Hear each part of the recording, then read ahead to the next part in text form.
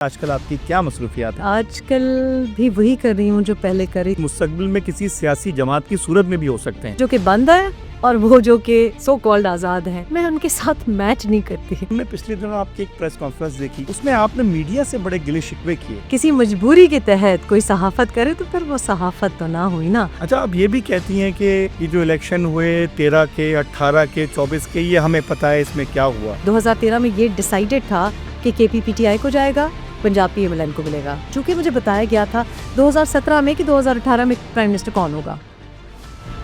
2018 में तो मुझे नेकेड डेथ थ्रेट्स कि बीबी अब कोई बोला बानी PTI के बारे में तो उसको उड़ा दिया जाएगा। आपका जो किताब लिखना था, दरअसल वो आपकी तरफ से इंतकामी कार्रवाई थी। कौन ये लिखेगा? आपने उस जमात की कैंपेन चलाई जिस जमात के खिलाफ आज आप बात कर रही हैं। अगर आज मैं मिसेस तलहा से पूछूं तो कभी आपकी बुराई नहीं करेंगी।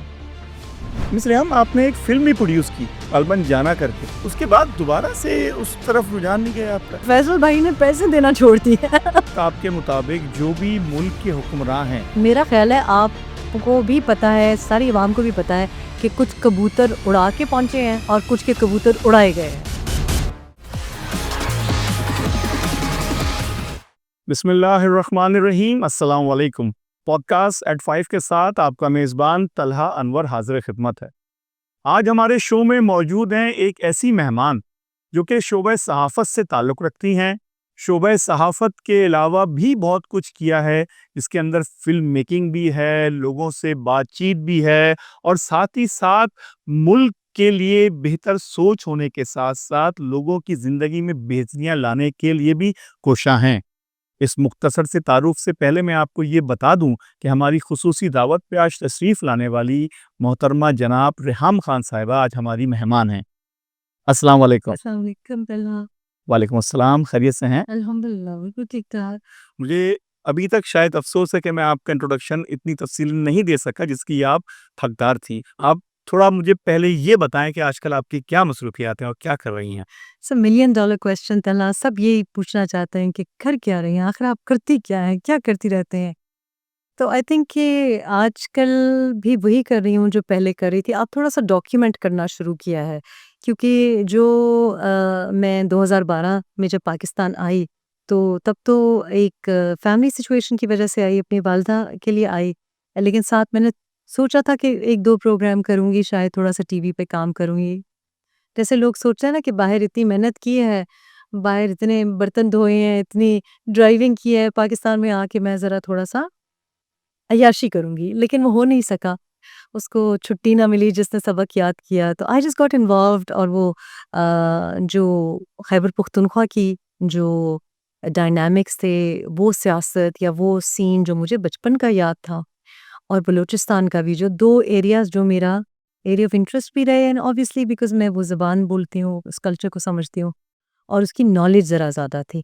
तो मैंने उस पे फ़ोकस करना शुरू किया, तो बहुत इश्यूज़ के अंदर मैं इन्वॉल्व हो गई और बहुत सी चीज़ें ऐसी हुई जो कि मुझे लगा कि लोग जो ऐवानों में बैठे हुए हैं ना, जो वो ड्राइंग रूम की सियासत करते हैं, जो कि सिर्फ़ पॉश सेक्टर्स में इस्लामाबाद के बैठे होते हैं या कराची के बड़े कोई हाई एंड रेस्टोरेंट्स में बैठे होते हैं, उनको पता नहीं है कि ज़मीनी हक़ाइक़ क्या है, लोगों की सिचुएशन क्या है। फिर कुछ अरसा गुज़रा तो मुझे समझ आई कि वो जानना चाहते भी नहीं हैं। वो शायद गर्मी में, धूप में आके देखना नहीं चाहते। वो देखना नहीं चाहते कि कहाँ-कहाँ गटर खुले हैं। उनको बदबू आती है, उनको तकलीफ़ होती है, तो वहाँ जाते ही नहीं, वो देखना नहीं चाहते। लेकिन मैंने वो ज़िंदगी का मकसद उस वक़्त से बनाया। फिर जब ऑपरेशन की बातें हुई, ज़र्ब-ए-अज़ब ऑपरेशन की बातें हुई, तो मैंने बड़ी उस वक़्त मुखालफ़त की और फिर जाके ग्राउंड पे काम किया।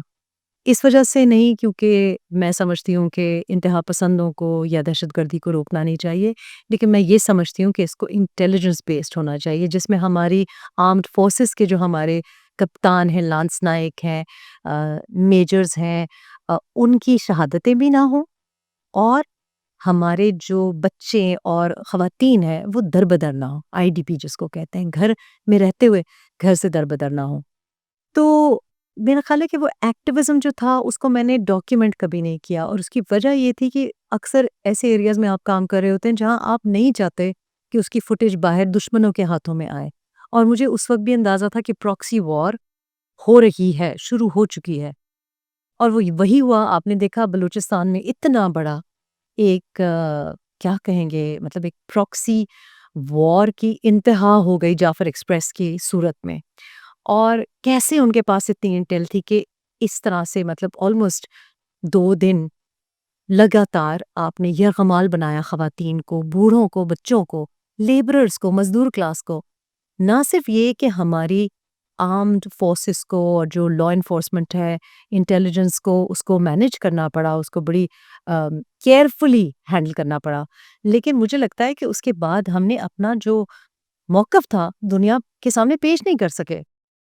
उसके कुछ हफ्तों के बाद आपका पहलगाम में एक अटैक होता है, जो कि बड़ी ही सस्पिशियस सर्कमस्टांसेस में होता है, कि 1.5 घंटे उनकी अपनी इमदाद नहीं पहुंचती और वो सारी दुनिया में ढंढोरा पीटते हैं और हमको जज ज्यूरी खुद ही बन के हमको क्रिमिनल करार दे देते हैं और फिर हमारी रेजिडेंशियल एरियाज पे बॉम्बिंग कर देते हैं।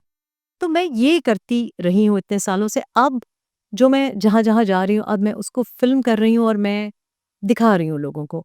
और वो इसलिए भी दिखा रही हूँ क्योंकि मुझे लगता है कि हमारी ऐवानों में तो जो 24 करोड़ अवाम है ना, जो पाकिस्तान का पानी पीता है, जो दुबई में और यूके में अपनी गर्मी की छुट्टियां और न्यू ईयर्स नहीं मनाते, जो बिजली का बिल नहीं दे सकते, उनकी ऐवानों में नुमाइंदगी नहीं है।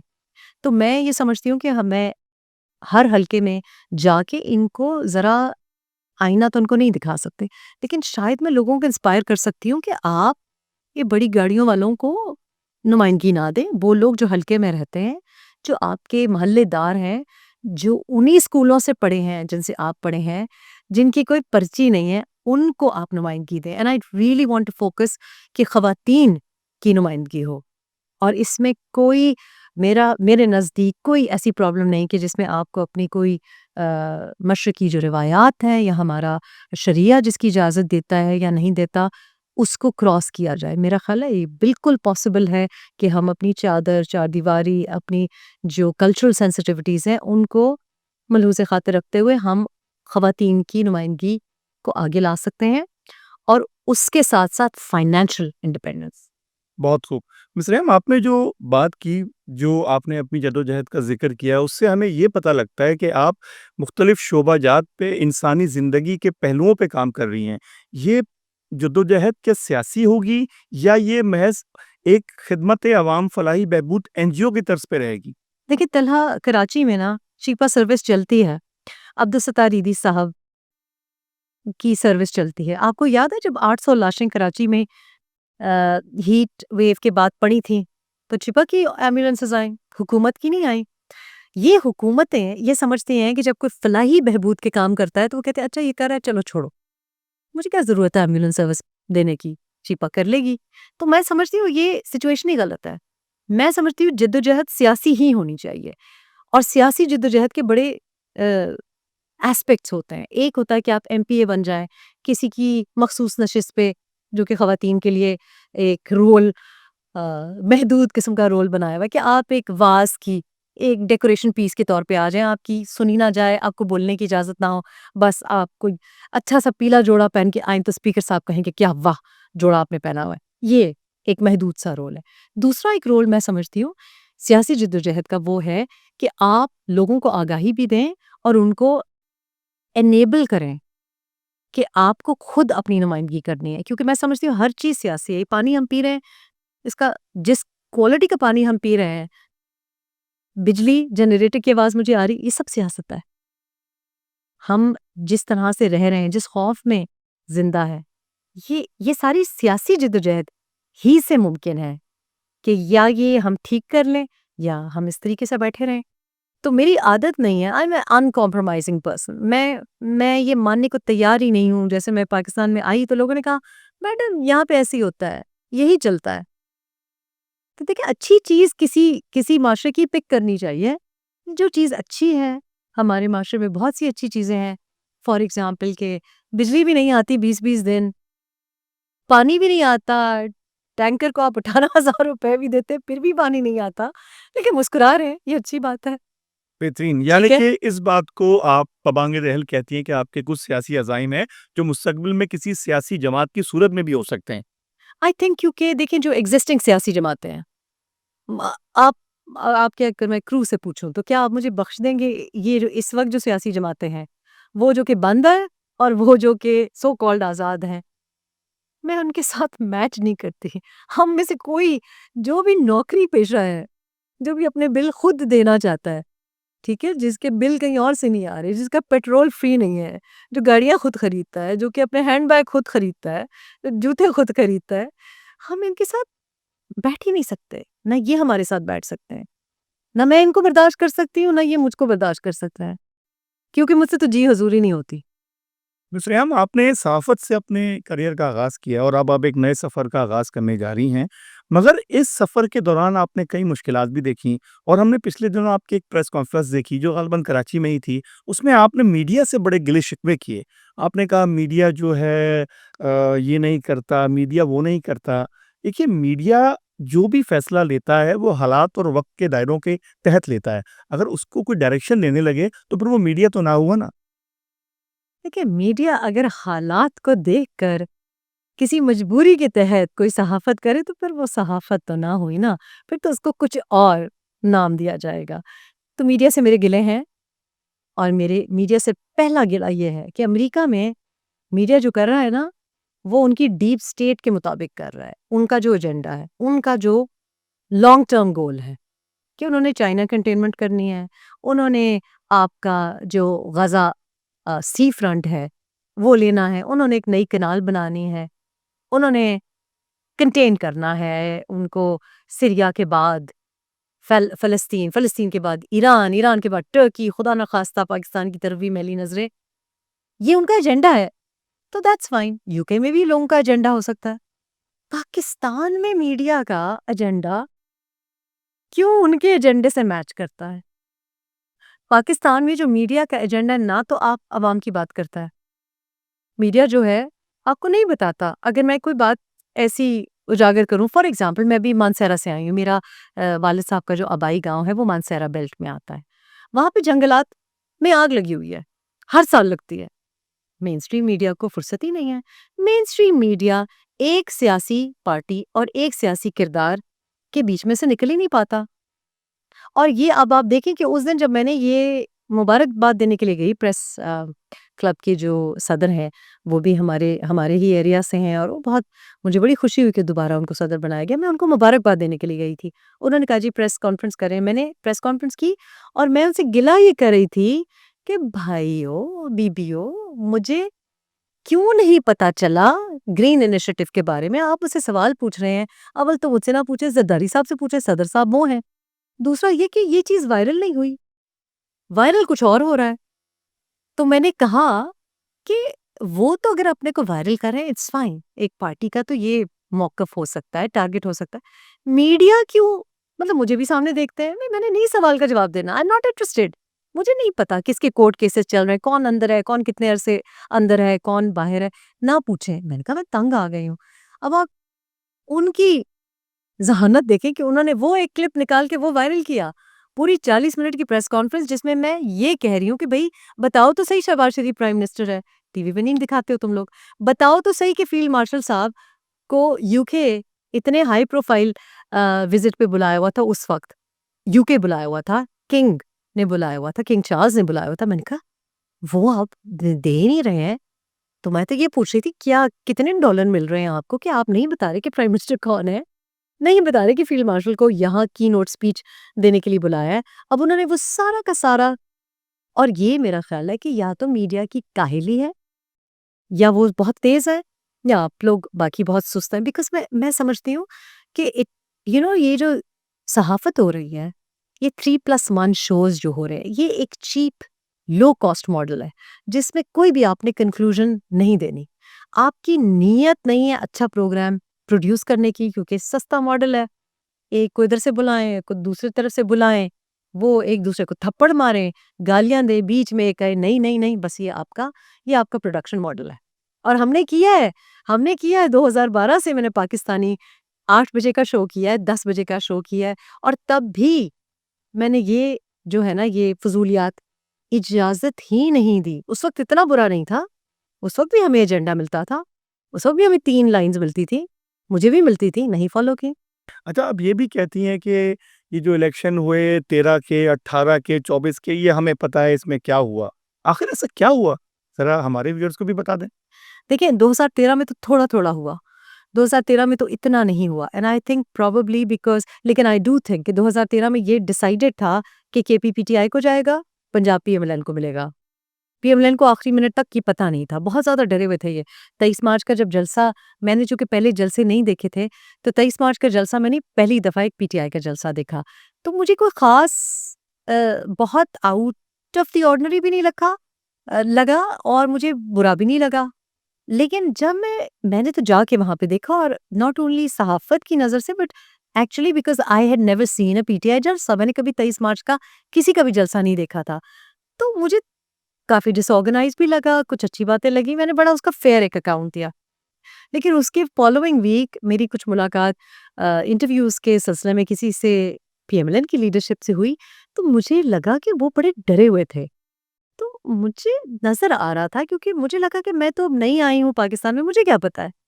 मैंने तो सर सफ़ेद नहीं किया हुआ था यहाँ पे। मैं तो ना पहले कभी किसी चीफ़ की ब्रीफ़िंग लेती थी, ना आज किसी चीफ़ की ब्रीफ़िंग लेती हूँ। तो जब मैं ज़मीनी हक़ाइक़ देख रही थी तो मुझे लग रहा था कि क्या हो रहा है? और केपी चूँकि मैं पहचानती थी, कराची मेरा नहीं था फ़ोर्टे, मेरा वो नॉलेज बेस नहीं था। तो मैंने इस वजह से भी कभी कराची पे कमेंट ही नहीं किया ज़्यादा because I did not really know much about it. तो आपका एक सब्जेक्ट पे उबूर हो तो आप बात करें या आपकी दिलचस्पी हो या आप वो ज़बान बोलते हो। तो मुझे ये नज़र आ रहा था कि केपी तो पीटीआई को जा रहा है। ख़ासकर जब एनए 1 बिलौर साहब की शहादत हुई, तब मुझे लगा कि ये तो पीटीआई तो मैंने उस वक़्त निशानदेही की कि शहरयार आफरीदी जीतेंगे, शहराम तरक्कई जीतेंगे और इस पे एक हमारे अब तो मेरी बड़ी रिस्पेक्ट करते हैं, उस वक़्त मुझे डाँट भी पिटी एक हमारे बड़े सीनियर सहाफ़ी हैं और काफ़ी टेम्परामेंटल से हैं, तो उन्होंने मुझे कहा, "बीबी आप नई आई हैं।" मैं चुप हो गई, पर मुझे पता था कि ये होने जा रहा है, क्योंकि मैं देख सकती थी और मुझे ये भी नज़र आ रहा था कि पंजाब या जो फेडरल हुकूमत है, वो पीएमएलएन को जा रही है। 2018 में तो सीन ही कुछ और था। 2018 में तो मुझे जब पनामा हुआ 27 जुलाई को, तो उसके बाद तो जिसको कहते हैं ना नेकेड डेथ थ्रेट्स कि बीबी आप तो समझ जाएँ, संभल जाएँ। अब कोई बोला बानी पीटीआई के बारे में तो उसको उड़ा दिया जाएगा। पहले मेरे पीएस को ये डेथ थ्रेट आई, फिर मेरे जो पुराने कंटेंट प्रोड्यूसर थे उनको आई, फिर मेरा एक कोऑर्डिनेटर था उसके हॉस्टल पहुँच गए। मेरे पीएस की वालदा गवर्नमेंट स्कूल टीचर थी, उनको धमकियाँ। तो जब मुझे धमकी मिली तो फिर मैंने सोचा ओह! This is serious. मुझे बताया गया 10 साला प्लान है, शेरवानी तो वहीं जा रही है। आप तो ख़्याल करें आपके घर में 2 बेटियाँ हैं। बड़े बरादराना मशवरे भी आए, कुछ क्रिकेटर से भी आए फ़ोन कॉल्स कि हमारा दिल तुम्हारे लिए दुखता है, तुम क्यों ऐसे पंगे लेती हो? जाओ तुम कहीं हॉलिडे पे चली जाओ। जब मुझे ये थ्रेट मिली, तो मैं हूँ प्योर ब्लडेड पश्तून, तो धमकी नहीं माननी हमने। शराफ़त से, तमीज़ से, मोहब्बत से आप हमसे कुछ करा लें। लेकिन फ़रेब कोई दे और धमकी कोई दे वो अपनी गैरत के खिलाफ है। फिर मैंने 2 हफ्ते में बैठ के किताब लिखी। उससे पहले एक्चुअली मैंने नहीं सोचा था। तो ये 2017 के अगस्त में जो मुझे थ्रेट्स आई हैं, आई रिमेंबर कि छोटी ईद और बड़ी ईद के दरमियान, फिर मैंने सोचा ओह! अगर ये वाक़ई मुझे मार दिया, तो कौन लिखेगा ये कहानी? यानी कि मिस रेहम, आपका जो किताब लिखना था, दरअसल वो आपकी तरफ से इंतकामी कार्रवाई थी? नहीं, इंतकामी नहीं, इट वाज़ कि अगर इन्होंने मुझे वाक़ई मार दिया, तो पाकिस्तान में तो सच बोलने वाले हैं ही बहुत कम। अगर मुझे मार दिया तो कौन ये लिखेगा? और देखिए ना जो बातें मैंने उस वक़्त कही, मुझे क्या चूँकि मुझे बताया गया था 2017 में कि 2018 में प्राइम मिनिस्टर कौन होगा।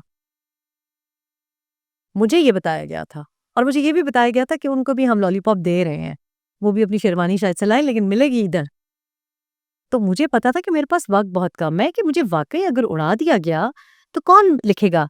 और फिर मैंने इस बात की निशानदेही की 2018 में कि ये जो हाइब्रिड सिस्टम आया है और मैंने किताब तो बाद में आई क्योंकि किताब तो मैं I wasn't entirely prepared with it. किताब एक्चुअली पब्लिश 31 अगस्त 2018 को हुई है। इसलिए क्योंकि मुझे पब्लिशर ही नहीं मिल रहा था। मेरे इतने कनेक्शंस नहीं थे कि पब्लिशर आपके नॉर्मली रेडी होते हैं जो लोग कनेक्टेड होते हैं। मुझे बड़ी मेहनत करनी पड़ी कि कोई पब्लिशर मिले। मुझे बड़े उसके ऊपर ज़ाहिर है थोड़े बहुत चीज़ें मेरे पास पैसे थे, लीगल रीड के लिए भी पैसे खुद देने पड़े। तो ये ऐसे काम लोग अकेले नहीं करते। तो वो मैंने बस नियत ठान ली थी, मैंने किया। लेकिन मैंने साथ-साथ आर्टिकल्स में, इंटरव्यू में जनरल बाजवा को एड्रेस करके कहा कि आप देख लें आपके साथ क्या होगा। और मैंने इन लोगों को भी, पीटीआई वालों को भी और बाकियों को भी, कि ये एक हाइब्रिड निज़ाम की बुनियाद रखी जा रही है, ये एक पपेट निज़ाम की बुनियाद रखी जा रही है और अब इसके बाद बदतरीज ज़वाल आएगा। अच्छा, आपने ज़िक्र किया पीटीआई था। आप ये भी कहती रही हैं कि पीटीआई को काउंटर करने के लिए, उसकी सोशल मीडिया टीम को टफ टाइम देने के लिए हमारे इदारे कुछ नहीं कर रहे, हमारी हुकूमतें क्यों नहीं कर रहीं? तो क्या आप नहीं समझती कि किसी को गैर ज़रूरी तौर से उसके जमहूरी हक से, आज़ादी इज़हारे ख़याल राय से महरूम करने के लिए उसको कैद कर देना, उस पे कदम लगाना नामुनासिब अमल नहीं? नहीं, मैंने कभी ये नहीं कहा कि किसी और को कर्व करें। मैंने हमेशा ये कहा है कि आप अगर टैंक आ गए हैं आपकी दुश्मन के पास, तो आप नेल क्लिपर के चाकू के साथ उसका मुकाबला नहीं कर सकते। मैं मुकाबला करने में बिलीव करती हूँ। मैं मैं लोगों को बंद करने में, लोगों के ऊपर जबर करने पे, ये तो कोई जीत ना हुई ना। मैं तो पीटीआई नहीं हूँ कि बैक स्टैब करे। ये तो पीटीआई की रीत है ना कि एक खातून, एक घरेलू खातून और उसके बच्चों को आप, जो कि बिल्कुल जिसको पता ही नहीं है, आप अनसस्पेक्टेड उस पे अटैक कर रहे हैं। किताब आई 2018, 31 अगस्त 2018 को हार्पर कॉलिन्स ने पब्लिश की। अटैक मेरे और मेरे बच्चों के ऊपर थ्रू आउट 2014 पीटीआई करती रही। फिर 2014 के आखिर में जब ट्वीट्स आई और सारी बातें शुरू हुई, तो उस दौरान, मतलब पहले ही हफ्ते से आप देखें उठाएं कि मेन स्ट्रीम टीवी पे, मैंने ये नहीं माइंड करती कि मुझे क्या कहा या मेरे बच्चों को क्या कहा। जो ज़बान इस्तेमाल की गई, वो गैर मुहज़्ज़ब ज़बान है कि आप टीवी पे इस्तेमाल करें जहां आपकी फैमिली बैठी हुई है, जो मेरे लिए इस्तेमाल की गई। और मैंने उस वक्त कहा, 2015 में जब मैं वापस आई, तो मैंने उस वक्त कहा, प्रेस कॉन्फ्रेंस की, एक टेलीविज़न चैनल जॉइन किया और मैंने कहा, अगर ये सारी बातें जो कर रहे हैं, प्रूव करें। पैसे लिए हैं, प्रूव करें। अगर आप कह रहे हैं कि इनके कुछ ऐसे कनेक्शंस हैं, प्रूव करें, take me to court, arrest me. मैंने कहा ये बातें मैं तो बर्दाश्त कर लूंगी, रेहाम खान बर्दाश्त कर सकती है, मेरी बेटियां भी बर्दाश्त कर सकती हैं, आप नहीं बर्दाश्त कर सकेंगे जब आप पे ये बात आई। और आपने देखा कि फिर वो हुआ, वो ही कुछ हुआ और वो बर्दाश्त नहीं कर पाए। क्योंकि जब भी आप किसी की किरदार कशी करते हैं, लोगों की किरदार की धज्जियां उड़ाते हैं या लोगों को परसिक्यूट करते हैं, हर शख्स से ये तवक्को करना कि वो मुस्कुराता रहेगा इज अनरियलिस्टिक। हर बंदा एक जैसा नहीं होता। तो मेरे ऊपर तो अटैक्स 2014 से शुरू हुए, 2015 के आखिर में इंटेंसिफाई हुए, फिर पूरा 2016, 2017, 2018 इसलिए आई एम सॉरी टू मैंने इंटरप्ट यू। आपने सुना। कहा कि 2014 से आपकी किरदार कशी का आगाज़ कर दिया, जिस जमात का आपने नाम लिया। जी, मगर आप जब उस जमात के साथ मेरा लिंक भी जोड़ा मगर जाता। आपने उसके बाद उसी जमात की कैंपेनिंग की। ज़मनी इंतखाबात में जाके आप हरीपुर में वोट माँगती रहीं उस जमात के बानी के लिए, और आपने ये भी कहा हम वज़ीरिस्तान भी जाएँगे। आपने उस जमात की कैंपेन चलाई जिस जमात के खिलाफ आज आप बात कर रही हैं। तो आपका ये स्टांस क्या नहीं समझती कि दोहरी पॉलिसी है? नहीं, दोहरी पॉलिसी बिल्कुल नहीं है तलहा। अगर आज मैं मिसेस तलहा से पूछूं और मैं पूछूं, तो कभी आपकी बुराई नहीं करेंगी। वो कभी बुराई नहीं करेंगे। और यही सवाल मैंने है ना कि आपने जानते-बूझते आँखें बंद कर ली थी। जानते बूझते की बात नहीं होती। आप एक हाँ, देखिए, थोड़ा आप सच तो आदमी नहीं, जब भी देखिए, बोलता है। मुझे लगता है तलहा कि मैं I will be very very blunt, दिल खोल के मैं आज आपसे बात करूंगी। मुझे लगता है कि कहीं ना कहीं पाकिस्तान में लोग ये भूल गए हैं कि रेहाम खान इंसान भी है। I think it just because somebody is in the public domain through no fault of my own. मैंने नौकरी की, आपने कहा सहाफत से जुड़ी, बच्चों को पालने के लिए, ठीक है। मैं पाकिस्तान आई अपनी वालदा के लिए। मेरे वालिद साहब की डेथ हुई थी। ये था वो लंदन प्लान। मैं उनके लिए वापस आई। उसके बाद मैंने एक सिंगल आदमी से शादी की, क्योंकि मेरे प्रिंसिपल्स में किसी की दूसरी बीवी बनना वाज नॉट पॉसिबल। और जब पाकिस्तानी खवातीन या कोई भी खातून हो, जब आपका कोई बहुत बुरी तरह से पीछा करता है, तो ये आप शायद, चूंकि मर्द है, शायद आप नहीं समझ सकते, लेकिन मैं वजाहत कर रही हूँ। फिर जब आपकी शादी हो जाती है, तो आप हर कोशिश करते हैं चीजें संभालने की, चाहे उस शख्स में कोई मसला हो, आप पर्दे डालने की भी कोशिश करते हैं। ज़िमनी इलेक्शंस हरीपुर, मैं कैंपेनिंग के लिए नहीं गई थी।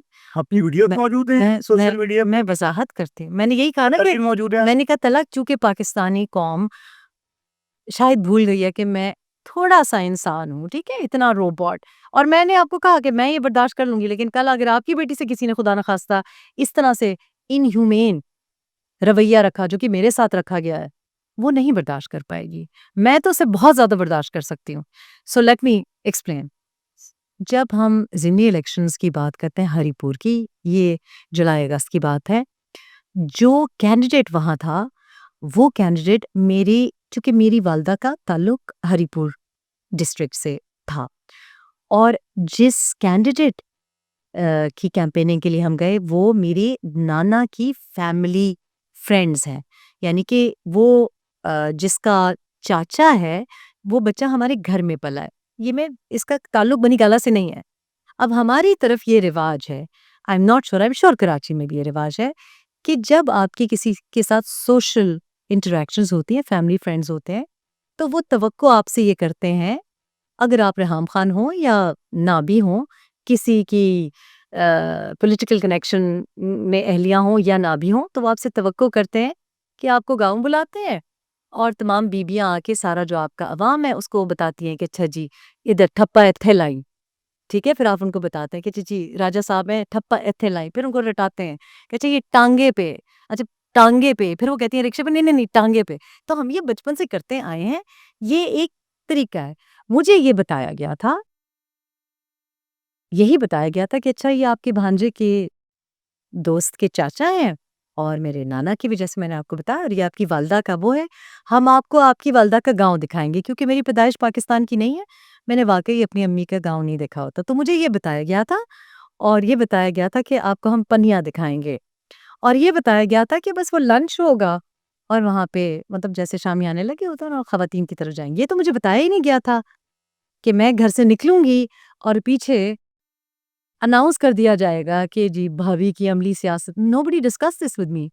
ना मुझे पता था, ना मेरे बच्चों को पता था, ना मेरी फैमिली को पता था, और मुझे ये भी नहीं पता था कि इस हलके का नंबर क्या है या क्या। जब मैं वहाँ पहुँची, आपको ये भी नहीं पता था कि वो किस जमात की टिकट पे खड़े हो? नहीं, नहीं, मैं तो obviously there is no harm in supporting, ये तो सारी दुनिया में होता है। क्या डेविड कैमरन की बीवी उसके लिए कैंपेनिंग नहीं करती? दरवाज़े नहीं खटखटाती? उनकी जमात के लिए कैंपेनिंग नहीं करती? इसमें तो कोई, क्या आज अनुष्का शर्मा हर मैच पे विराट कोहली को सपोर्ट नहीं कर रही होती है? तो आप अजीब-सी बात करते हैं। भई जो भी आपका हस्बैंड करता है, से आपका हस्बैंड डेंटिस्ट होगा और उसकी रिसेप्शनिस्ट चली जाएगी, बीमार हो जाएगी, उसके घर में फौतगी हो जाएगी, तो आप नहीं कहेंगे कि मेरी रिसेप्शनिस्ट नहीं है, तुम खड़ी हो जाओ। हमने तो ऐसे ही देखे हैं, हमने तो अपनी वालदा को भी ऐसे देखा है। आपको तो पता है, ये तो पाकिस्तान की तो हकीकत नहीं है, ग्लोबल हकीकत है। हम तो वो मुल्क हैं जनाब, कि जहाँ आपका 56% 56% जो काम कर रहा है ज़राअत के शोबे में, वो उसको पैसे नहीं मिलते। क्यों? क्योंकि वो माँ है, वो बहन है, वो भाभी है, वो बेटी है। तो आपकी तो आदत है ख़वातीन से मुफ्त में काम कराना, फिर उनको ज़लील कराना। जिस दिन रोटी ठंडी हुई, उस दिन उनको तीली लगा के जला देना, और कहना खुद इसने आग लगा दी। तो रेहाम खान के साथ भी वही हुआ है जो हर पाकिस्तानी खातून के साथ हुआ है, कि अच्छा जी वो जल गई, वो उसने अपने को जला दिया, फिर वो चल के जाके खाई में खुद गिर गई। तो ये बातें ना अजीब सी यानी कि हैं। आपके बकौल आपने सैक्रिफाइस किया। नहीं, आपके ज़हन में कहीं ये बात नहीं थी कि मैं भी मुस्तकबिल की खातून अव्वल हो सकती हूँ? Absolutely not. उसकी वजह ये थी, और मैं आपको ये भी बताती हूँ कि मेरे साथ अगर कोई भी हो, तो मैं उसको मफ़ाद परस्ती ना करने दूँ। चाहे वो मेरा बेटा हो, चाहे वो मेरा भाई हो, मैं उससे अलहदा हो जाऊँ। इस तरह से, जिस तरह से 2018 में जो कुछ भी शेरवानी मिली, ये मेरा तो ख़्याल है कि इसका कोई फ़ायदा नहीं। इख्तियार के बगैर पोज़ीशन का मिलना चपड़ासीइज़्म है, तो मैं चपड़ासी बनने की कायल नहीं। और मैं ना चाहूँ, देखिए जिस जिस इंसान की आप दिल से इज़्ज़त ना कर सकें, कॉम्प्रोमाइज़ आपको नज़र आए, मेरे साथ ये साहब कभी भी वज़ीर-ए-आज़म नहीं बन सकते थे, क्योंकि ये करना पड़ता और ये मैं नहीं कर सकती थी। ये जिन्होंने उनको वहाँ तक पहुँचाया है, ये उन्हीं का कमाल है। बहुत खूब। मैं इस ये बात को क्रेडिट देती हूँ। मिस रेहम आपने एक फ़िल्म भी प्रोड्यूस की, गालबन जाना करके, जानान, जानान करके और आप बड़ी तो कराची में हैं, पश्तो सीख लें। एग्ज़ैक्टली और मतलब बड़ी अच्छी उसकी लोगों ने पज़ीराई भी रही। उसके बाद दोबारा से उस तरफ रुझान नहीं गया आपका? सर बस उस वक़्त कह रहे थे ना कि फैसल वाडा साहब ने पैसे दिए थे, तो फैसल भाई ने पैसे देना छोड़ दिए। नहीं actually it is a problem. वो मैंने फ़िल्म जब शुरू की तो उस वक़्त हमारे पास मैंने 2013 में मेरे पास किसी की अर्ज़ी आई अ, हमारे एक दोस्त की कि ये लड़का बैठा हुआ है मेरे सामने और आपने इसका काम करना है। अच्छा ये मेरी ज़िंदगी में बड़ा मसला है कि मुझे ना लोगों के काम करने में इन्वॉल्व कर देते हैं। तो मुझे कहने लगा मैंने अपनी बाइक भी बेच दी है, उसको हेवी बाइक्स का बड़ा शौक था, हायाबुसा भी बेच दी है और बीएमडब्ल्यू भी बेच दी है और इस लड़के के लिए बेच दी है। मैं ये फ़िल्म मेकर आप बनाएँगी। मैंने कहा मैं जर्नलिस्ट, मैं किसी और काम से तुम्हारे पास आई हूँ। तो एनीवे ये नवाब कैफ़ी साहब हमारे बड़े मीडिया मोगल रहे हैं, उनके साहबज़ादे अली ने मुझे कहा कि ये इस लड़के को ये बैठा हुआ है, तो मासूम सा एक लड़का बैठा हुआ था। तो उसके साथ फिर एनीवे उन्होंने उन्होंने जब मुझे स्क्रिप्ट सुनाई तो मुझे वो स्क्रिप्ट नहीं अच्छी लगी। तो मैंने उनसे कहा ठीक है, तुम्हें फ़िल्म मेकर बनाते हैं, लेकिन पहले तुम स्वाति फैमिली के बारे में एक फ़िल्म बनाओगे और ये मैं चाहती हूँ कि उसमें प्रमोट करें हम। सो मेरा ताल्लुक एक स्वाति फैमिली से है और हम अब सेटलर्स हैं, बफ़ा जो कि मानसेरा बेल्ट में है। लेकिन मुझे बड़ा अफ़सोस होता है जब हमारे खित्ते के बारे में और लोग लिखते हैं। जैसे आपने देखा होगा बॉलीवुड जब कराची वाला दिखाती है, तो वो पता नहीं कौन से सन सिफ़र का कराची वाला दिखाते हैं कि जनाब, वालिदा मोहतरमा। कराची वाला तो ऐसे बात ही नहीं करता। कराची वाला तो बल्कि उर्दू ही बड़ी मज़ेदार किस्म की है जो कि शायद उर्दू वाले अब समझ समझ ही ना पाएँ। तो मुझे ये लगता था कि अमेरिकन बता रहे हैं कि स्वाति फैमिलीज़ कैसी हैं, स्वात में क्या होता है। I wanted to make a film जो कि एक रोम-कॉम हो, हल्की-फुल्की हो, लेकिन उसमें एक सब्लिमिनल मैसेज हो कि हमारी खित्ते की ख़वातीन जो हैं बड़ी अ, उनको बड़ा एक इज़्ज़त भी दी जाती है फैमिलीज़ में। उनके बड़ा एक रोब भी होता है और उनकी से भी होती है। तो I wanted to make sure कि उस फ़िल्म में आपको एक स्वाति फैमिली का भी कल्चर नज़र आए और आपको जो 5 उसमें प्रोटैगनिस्ट हैं वो ख़वातीन हैं। पर वो बता मतलब वो उसमें ठिशुम-ठिशुम वाला हीरो ना हो। तो वो जो मैंने उसको कहा तो हमने वो फ़िल्म बनाई और बड़ा मुश्किल था जी, फाइनेंस ढूँढना पाकिस्तान में फ़िल्म के लिए बहुत मुश्किल है। ऐसे मुल्क में अभी मुझे बड़ी खुशी हुई कल रात मैंने देखा कि सिंध जो गवर्नमेंट है अपैरेंटली वो कोई Sindh film festival film making का फेस्टिवल कर रही है। आई थिंक कि वो भी जो बजट रखा हुआ है वो बहुत कम है। अब बजट्स बहुत बढ़ गए हैं फ़िल्म्स के क्योंकि सिनेमेटोग्राफी इज़ सो एक्सपेंसिव। दूसरा ये कि हमारे सिनेमाज़ ही नहीं है। उस वक़्त थोड़ा-सा इंटरेस्ट था मैं देख रही थी कि थोड़ा-सा कोई पश्तो डायलॉग वग़ैरह हो फ़िल्म में। But I wanted to make a film कि जिसमें जब भी मैं कोई ड्रामा देखती हूँ, मेन स्ट्रीम टीवी पे या फ़िल्म में, अच्छा बॉलीवुड को तो चले 100 गुना माफ़ और अमेरिकनों को भी, लेकिन जब पाकिस्तान में पाकिस्तानी ड्रामा या फ़िल्म बनता है और उसमें जिस तरह आप पश्तून को दिखाते हैं, मुझे तो ज़ाहिर है गुस्सा तो बहुत छोटा वर्ड है, इसको जिसको रेशियल प्रोफाइलिंग कहेंगे। मतलब हर पश्तून चौकीदार नहीं है। अभी भी जो ये फ़िल्म आई है उसमें भी मुझे बड़ी इरिटेशन है। आप पश्तो स्पीकिंग एक्सेंट कोचेज़ रख सकते हैं।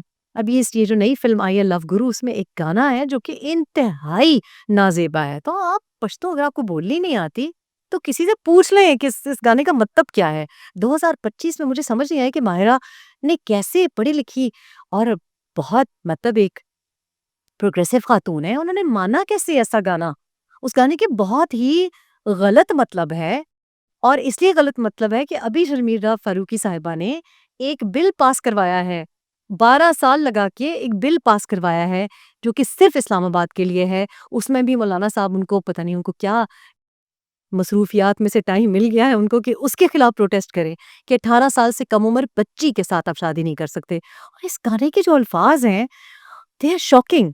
तो ये मैं चाहती थी कि मैं फ़िल्म बनाऊँ तो उसमें हम एक जैसे एक्चुअली पश्तो स्पीकिंग फैमिलीज हैं आजकल की, पढ़ी लिखी फैमिलीज, और जो हमारे जो रेशियल स्टेरियोटाइप्स हैं उनको चैलेंज करें। तो मैंने एक बड़ा मतलब उस वक्त मेरे पास हमने कोई जोड़ जोड़ के 1,25,00,000 में पूरी फिल्म हमने शूट की। और मुझे हंसी आ रही थी उस वक्त, I didn't really want to say कि जब ये एतराज़ात किए कि जी 15 करोड़ यहाँ से लिए 17 करोड़, आई विश हमने तो बड़े ही बहुत ही शू स्ट्रिंग बजट पे किया, लेकिन उसकी स्टोरी जो थी स्ट्रांग थी और उसकी स्क्रिप्टिंग जो डायलॉग भी थे वो बड़े स्ट्रांग थे और लोगों ने पजीराई दी। और कुछ थोड़ी सी मतलब आई आई थिंक कि अब नेक्स्ट फिल्म जो कि मैंने अब जो लिखी है वो I want a lot more of my hands on input on it, because कुछ चीज़ें मुझे आई एम अ परफेक्शनिस्ट, तो उधर क्योंकि वो हालात ही ऐसे थे कि मुझे बहुत ज़्यादा दूर रखना शुरू कर दिया कुछ चीज़ों से, लेकिन फिर भी मेरे नज़दीक वो 100% नहीं थी, लेकिन लोगों ने बहुत पसंद किया, प्रॉफिट भी किया फिल्म ने, और एक अच्छा मैसेज भी गया। आपने एक स्टेटमेंट दिया और आपने कहा कि हानिया अमर बहुत अच्छी एक्ट्रेस हैं, उनको शादी के बजाय अपने करियर पे फ़ोकस करना चाहिए। फिर आपने मज़ीद कहा कि अगर वो ऐसे ही मेहनत करती रहें, तो बॉलीवुड में भी अपना मकाम बना सकती हैं। तो व्हाई नॉट लॉलीवुड? पाकिस्तान की फ़िल्म इंडस्ट्री को आप क्यों नहीं खड़ा करना चाहती? अच्छा जी, मैं कैसे खड़ा करूँ जी? आपकी हुकूमत नहीं खड़ा करना चाहती। जो इदारों पे बिठाए हुए हैं, जिनका कोई ताल्लुक ही नहीं है फ़िल्म मेकिंग से, जो मिनिस्टर्स बिठाए हुए हैं, जिसका काम उसी को साझे वाली बात है, तो बेचारी हानिया क्या करे?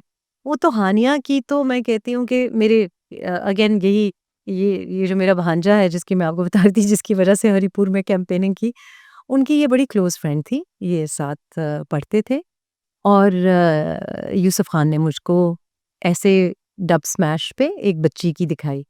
तो जब वो मैं फ़िल्म लिख रही थी तो मुझे थोड़ा-सा I wanted to, because story तो उसमें स्टोरी तो फ़िल्म की एज़ सच इतनी कॉम्प्लिकेटेड होने की ज़रूरत नहीं होती। कैरेक्टराइज़ेशन बड़ी इम्पोर्टेंट है, जो कि हम अब नहीं करते। जिसके पुराने जो हमारे ड्रामास थे, जैसे तन्हाइयाँ हो गया या इवन धूप किनारे वगैरह, उसमें कैरेक्टराइज़ेशन पे बड़ा काम किया जाता था कि लिबास ऐसा पहनेगी आनी, बोलेगी ऐसे, कुतुबुद्दीन का बादशाह ऐसा होगा। I wanted to focus on that. तो जब हमने कास्टिंग की तो एक तो एक्ट्रेस की भी बड़ी कमी थी, फीमेल एक्ट्रेस की बड़ी कमी थी। I was looking for someone कि जो कि हमारी तरह का नाक नक्शा हो, and I couldn't find anyone. जो लीड थी उसके लिए हमें एक फॉरेन एक्सेंट चाहिए था, इसलिए अरमीना का इंतखाब किया, बिकॉज़ उस वक़्त कोई ऐसी लड़की नहीं थी जो कि फॉरेन एक्सेंट ओवरसीज़ पाकिस्तानी लगे। तो जब मुझे यूसुफ खान ने दिखाया कि ये मेरी एक फ्रेंड है देखिए, तो मैंने देखा तो मैंने कहा 1 मिनट, तो हमने रोल हानिया के लिए लिखा। वो जो बच्ची का रोल है, कस्टमाइज़ रोल था। कस्टमाइज्ड रोल लिखा, because she was like that in the dub smash, और वो थी बड़ी वो कि मैं हुई इतनी क्यूट। तो वहाँ से हमने उसका वो एक बबली एनर्जेटिक सा रोल लिखा, जिसमें वो लड़की बेसिकली क्या है कि, और वो आपको पता है वो लगती भी हमारा उसका जैसे नाक नक्शा है, जिसकी वज़ह से अब पूरी दुनिया उसको एप्रिशिएट कर रही है। लेकिन एक्ट्रेस तो वो ऑब्वियसली इट्स इनबॉर्न, वो तो पहले दिन जो सेट पे आई, और उस वक़्त मैंने इनकी अम्मी को और सारी फैमिली को बड़ा मतलब मुझे आमादा करना पड़ा, क्योंकि ज़ाहिर है देखें वो एबटाबाद से वो फैमिली थी उस वक़्त, और अम, फ़ि फ़िल्म में आने को या मीडिया में आने से पेरेंट्स बड़े घबराते हैं। तो मैंने काफ़ी उनको फ़ोन पे मैं उनको समझाती थी कि नहीं, मैं सेट पे बैठी हुई हूँ, मेरी अपनी बच्ची बैठी हुई है, बिल्कुल सेफ माहौल है, और माहौल भी हमारी फ़िल्म का बिल्कुल क्लीन था। किसी चीज़ की इजाज़त नहीं थी। मतलब मेरे कुछ उसूल हैं जिस तरह से मैंने टीवी किया है और जिस तरह से फ़िल्म भी की। बल्कि इनफैक्ट बड़ी क्लीन डाइट पे भी हमने रखा, मैकडॉनल्ड्स भी अलाउड नहीं था। तो वो बच्ची उस वक़्त, एक तो मेरा ख़्याल है कि लोग अपनी किस्मत खुद बनाते हैं। उसमें वो था कि उसने डब स्मैश, उस वक़्त तो ये टिकटॉक वग़ैरह कुछ नहीं था। Exactly. She had the talent. आज भी Hania is a success because not because वो एक्टिंग अच्छी करती है। कभी-कभी रोल्स उसको इतने अच्छे नहीं मिलते जितना मुझे लगता है कि उसको देने चाहिए। लेकिन सोशल मीडिया पे वो कितनी मेहनत करती है। वो एक हार्ड वर्किंग फ़ोकस्ड लड़की है, और मैं इसलिए कहती हूँ क्योंकि मेरे लिए वो मेरी बेटी की तरह है, और आई थिंक कि लोग सिर्फ़ वसीला होते हैं। एंड उस फ़िल्म के बनाने में हानिया तो obviously is a film star, heroine, लेकिन बहुत से और लोग भी बने। जैसे मैंने कहा कि वो इमरान काज़मी भी एक मतलब फ़िल्म मेकर रजिस्टर हो गया। जो डायरेक्टर था अज़फ़र, उसको भी मतलब एक बड़ी ब्रेक मिली, एक बड़ा नाम मिला। और उस वक्त तो फिर एक बनी गाला कनेक्शन भी बाद में मिल गया, पर फिल्म हमने पहले शुरू की थी। इसके अलावा Usman Khalid Bhatt, very proud of him. हमारे उस्मान मुख्तार। तो मेरा फोकस ये था कि क्योंकि आप लोग कराची में बैठते हैं ना, तो कराची वाले हम लोगों को घुसने नहीं देते।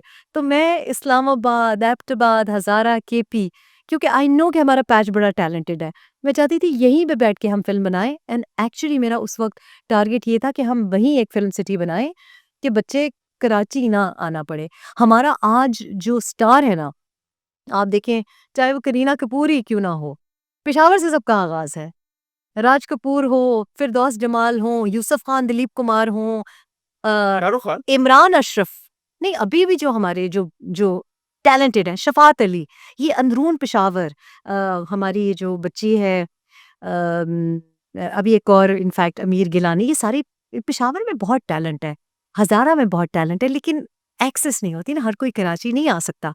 सो that was my ambition with that, and all of them माशाल्लाह they all done really well. हमारा जो जो बच्चा उस वक़्त कलर ग्रेडिंग पे था, आज माशाल्लाह बहुत अच्छा काम कर रहा है वो। अभी मेरी उससे मुलाकात हुई, तो अब व्हेन आई सी देम, जब मैं कुछ उनको अच्छे पहनावे में देखती हूँ, तो मुझे बड़ी यू नो अच्छा लगता है। समीर हमदानी आजकल बहुत अच्छा काम कर रहे हैं, he is become a director, and he had that, and I also new कि इनकी फैमिली की सिचुएशंस क्या है। एक-एक बच्चे की फैमिली की सिचुएशन मुझे पता थी।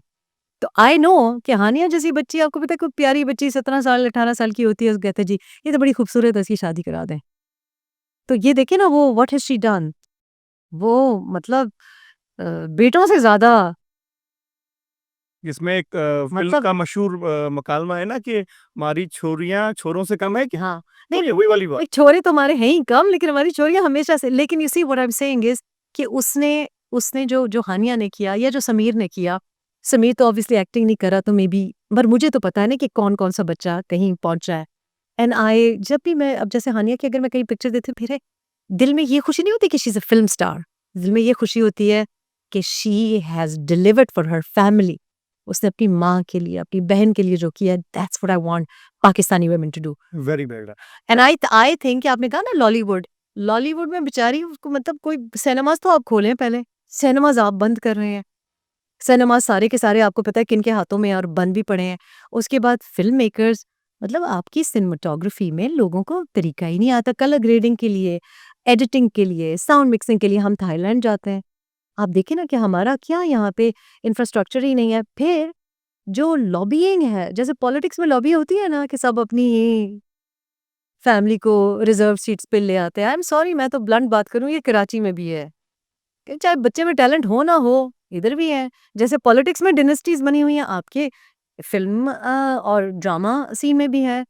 एग्ज़ैक्टली। हर बच्चे में वो टैलेंट नहीं होता जो बाप में था। नसरिन, आप सोशल मीडिया पे बड़ा फ़ाल रहती हैं। मुख्तलिफ़ प्लेटफ़ॉर्म्स पे अपनी राय का इज़हार भी करती हैं, वीलॉगिंग और दीगर अपनी तकारीर के ज़रिए लोगों से मुख़ातिब भी होती हैं। लेकिन आप अक्सर सियासी जमातों पे तनकीद करती हैं और दिफ़ाई इदारों के हवाले से बड़ा मुस्बित बयानिए रखती हैं। क्या आप अपने आप को दिफ़ाई इदारों का खुद साख्ता तर्जुमान समझती हैं या आप सियासी जमातों पे तनकीद करना अपना हक़ समझती हैं? देखिए, जो सियासी जमातें जिनको आप कह रहे हैं, उनको सियासी जमात कहना तो मेरा ख़्याल है गलत बात है। किसी को सियासी लीडर इस वक़्त कहना गलत बात है। और दिफ़ाई इदारों की मैं बिल्कुल तर्जुमान नहीं हूँ। उनके तर्जुमान बहुत हैं जिनको बहुत कुछ मिल रहा है। हमारे साथ ना कोई डायरेक्ट, कोई ना तो मुझे बाहर से डॉलर आ रहे हैं, ना मुझे यहाँ से कायदे-आज़म आ रहे हैं, बिल्कुल भी। मैं जो कुछ कर रही हूँ, लेकिन मैं आई स बिलीव के साफ़ बात करनी चाहिए। अब मेरा ख़्याल है ये बात करने वाली है ना कि इस वक़्त एज़ वी स्पीक ट्रम्प साहब ने 2 लीडर्स से बात की। ये उनके अल्फाज मैं दोहरा रही हूँ। ये रेहाम खान नहीं है जो कह रही है। ट्रम्प साहब कह रहे हैं कि दोनों लीडरान से मेरी मुलाकात हुई है। मोदी जी अभी होके गए हैं। उन्होंने ये किया और दूसरे लीडर के लिए उन्होंने ज़ोहराना दिया। ये ट्रम्प साहब हैं जो हमारे दिफ़ाई इदारे के तर्जुमान हैं, मैं नहीं। मैं तो आपको न्यूज़ कास्टिंग के तौर पे बता रही हूँ कि प्राइम मिनिस्टर है, जो प्राइम मिनिस्टर ही को नहीं पता कि प्राइम मिनिस्टर है। मतलब मैंने तो फील्ड मार्शल नहीं बनाया जी। मैं तो नहीं बैठी हूँ ऐवानों में। ना मैं 2018 की मैंने किसी के लिए कैंपेनिंग की, ना मैंने 2024 के इलेक्शंस में वोट डाला। आपको मैं कैंपेनिंग करती हुई दिखाई दी? हम तो वो लोग हैं जो वोट को इज्जत दो की कैंपेन कर रहे थे। उस वक्त भी किए गुमराह होके, फिर भी किया। हम तो सिविलियन सुप्रीमेसी की बात कर रहे थे। अब जब सिविलियन सुप्रीमेसी चाहते ही नहीं है, मुझे तो कोई फायदा नहीं हुआ ना। तो मैं तो उस वक्त भी ये बात कह रही थी। फील्ड मार्शल साहब के आगे अगर हर कोई उनका मुलाजिम बनना चाहता है, अगर सरसर करना चाहता है, तो ये उनकी ख्वाहिश है। मैं तो नहीं कर रही, मैं तो आपको डिस्क्राइब कर रही हूँ। मैंने ट्वीट क्या किया? मैंने कहा general Asim Munir, field marshal general Asim Munir, जो कि उनका तारुफ है, एंड ट्रम्प। अब आपकी मर्जी है, आप इसे क्या अखज करें, ठीक है। आई डू ऑल्सो थिंक कि जब आपके खिलाफ दुश्मन मुल्क जंग करता है, जब मेरे पड़ोसी की शहादत होती है, और जब मेरे पड़ोसी की माँ जो शहीद हो गया है, जवान स्क्वाड्रन लीडर उस्मान यूसुफ की जब शहादत होती है, और मैं उसकी यंग बीवी और 2 बेटियों को रोते हुए देखती हूँ, और मैं कैसे ये मान लूं कि अगर आप जंगी हालात में हैं, और इस वक्त सिर्फ पाकिस्तान को इंडिया नहीं अटैक कर रहा, इस वक्त एक बहुत मेजर थ्रेट है कि आप इजराइल चाह क्या रहा है, ईरान के रास्ते कहाँ जाना चाह रहा है। ये न्यूक्लियर वेपन की जो बात हो रही है, ये किस तरफ इशारे हैं? उस वक्त मेरा ख्याल है कि आप अपने दिफाई इदारे को कैसे ना सपोर्ट करें। दिफाई इदारे का काम है दिफा करना। जब जाफर एक्सप्रेस में इंटेल फेलियर हुआ, मैंने क्रिटिसाइज किया, आपकी नज़र से नहीं गुजरा। लेकिन जब जंग की सूरत हाल थी, और आज जो ईरान के साथ सिचुएशन क्रिएट किए जा रही है, उसमें आप दिफाई जो इदारे हैं, ख़ास तौर पे आपकी एयरफोर्स जिन्होंने सबसे ज़्यादा अच्छा काम किया, और जो आपके LOC पे जो मैं शेलिंग दे के आई हूँ, जिसमें सिविलियंस की शहादतें हुई हैं, उस वक्त देखिए, गलत बात पे आप गलत बात करेंगे, मैं आपको क्रिटिसाइज करूंगी। लेकिन अगर आप अपना काम करेंगे, अब मैं आपको इस पे तो क्रिटिसाइज नहीं कर सकती कि आप मुझे सख्त सवाल कर रहे हैं, आपका काम ही ये है। अब मैं इसकी वजह से आपसे दुश्मनी कर लूं, right?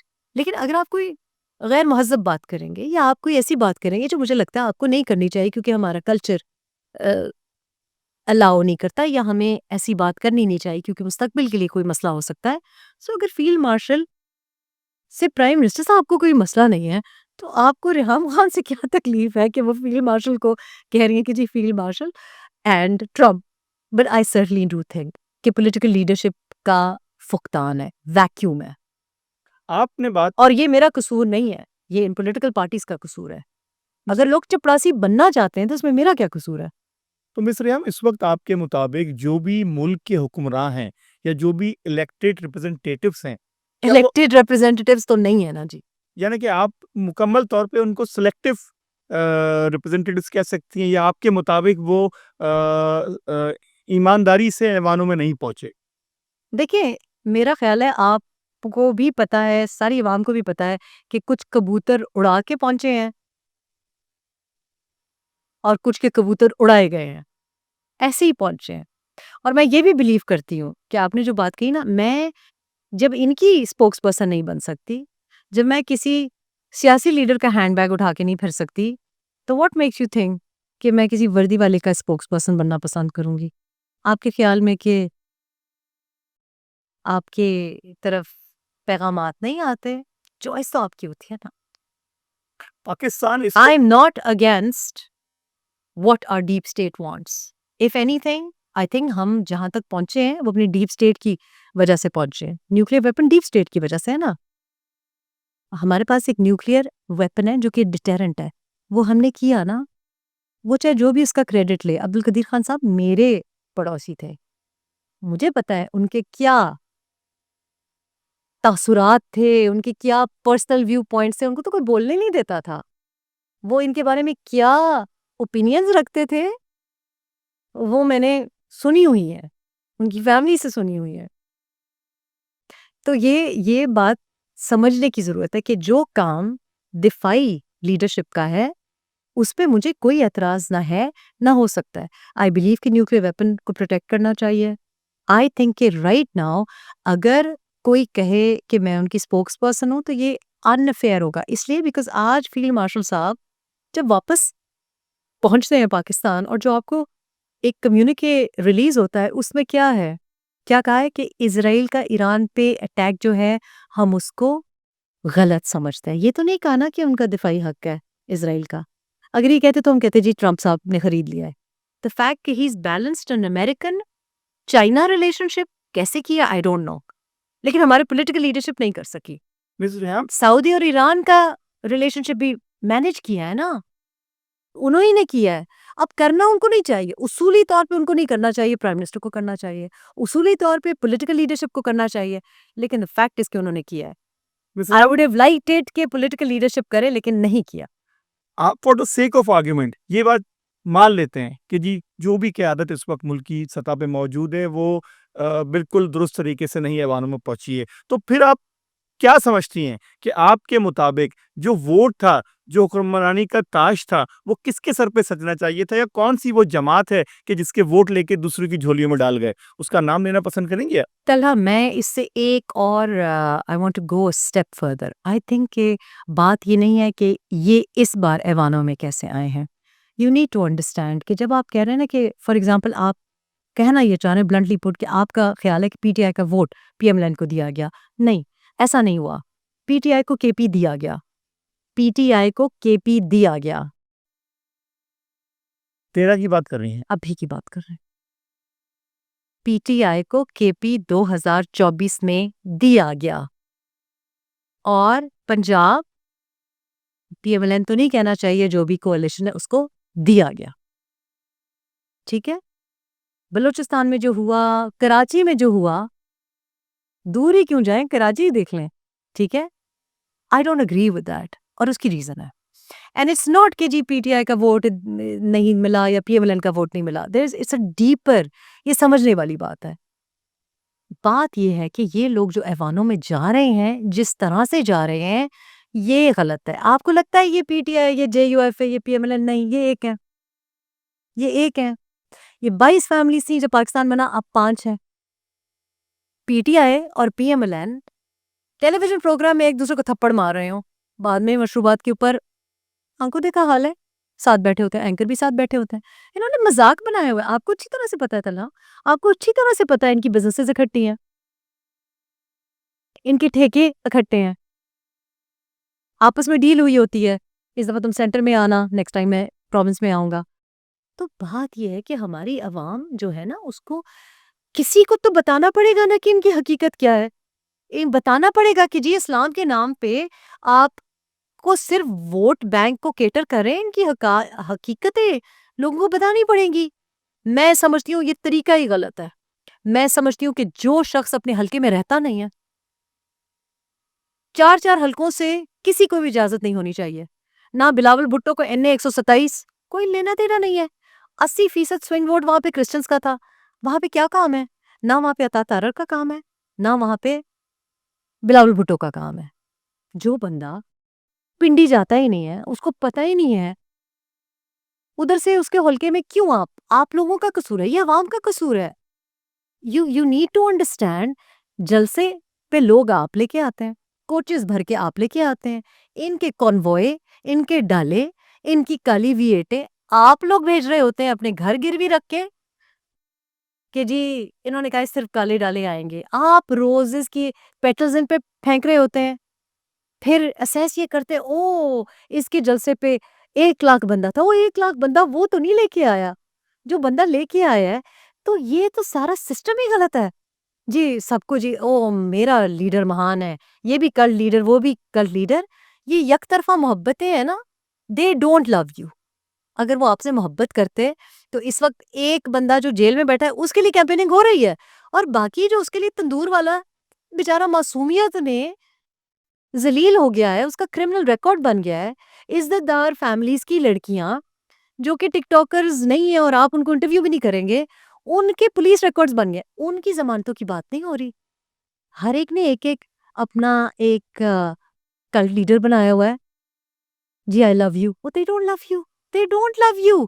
If they loved you, वो आपके हल्के में रहता है। आपके किसी हल्के में पीने का पानी नहीं है, लाहौर में पीने का पानी नहीं है, फिल्ट्रेशन प्लांट्स नहीं है। कराची में पीने का पानी, कराची में तो खैर नलके में भी पानी नहीं है, ठीक है? और टैंकर के बारे में तो बात ही नहीं कर सकते, ठीक है? आप लोगों का पूरा सिस्टम ही गलत है। आप लोग शरीफ इंसान को पसंद नहीं, आप लोग नहीं पसंद करते। ये फील्ड मार्शल का कसूर नहीं है। ये आपके किसी भी चीफ ऑफ आर्मी स्टाफ का कसूर नहीं है, आपका कसूर है। आप लोगों की नज़र में इज्जत ही नहीं है जब कोई छोटी गाड़ी में ये पैदल चल के आ जाए। आप लोगों को पसंद है कोई धिक्के दे, कोई इम्पोर्टेड जूते पहन के आए। आपको नज़र नहीं आता? आप सराह रहे हैं कि वाह क्या लग रहे हैं, क्या लग रहे हैं भई। खुद आप लोग कहाँ से, ये जहाँ हम बैठे हुए हैं, खुद लोग लंडे के कपड़े पहन रहे हैं। उसमें भी गोरा पैसा बना रहा है। आपको पता है ये जो कपड़े हम जो वहाँ पे हम बेचारे सारी ज़िंदगी बैग्स बना के कि अच्छा जी कपड़े पुराने हो गए, ओह गरीबों को जा रहे हैं। मुझे अब पता चला कि ये तो एक बड़ी बिज़नेस है। ये कराची में आती है, सॉर्ट होती है, फिर खरीदे जाते हैं। मैंने चीज़ें फेंकने छोड़ दी। हमने बच्चों को कहा नहीं, ये तो कराची में दोबारा रीसेल हो रही है। खुद आप लोग ये कर रहे हैं। खुद आप लोग कॉलरा से, पोलियो से, पता नहीं किस-किस से, गंदी हवा से मर रहे हैं और आप इम्प्रेस हो रहे हैं। ओहो हो! 50,000 पाउंड का किसी ने जूता पहना हुआ है। शर्म आनी चाहिए आप लोगों को। मैं तो ये पूरा सिस्टम ही फ्लॉड है।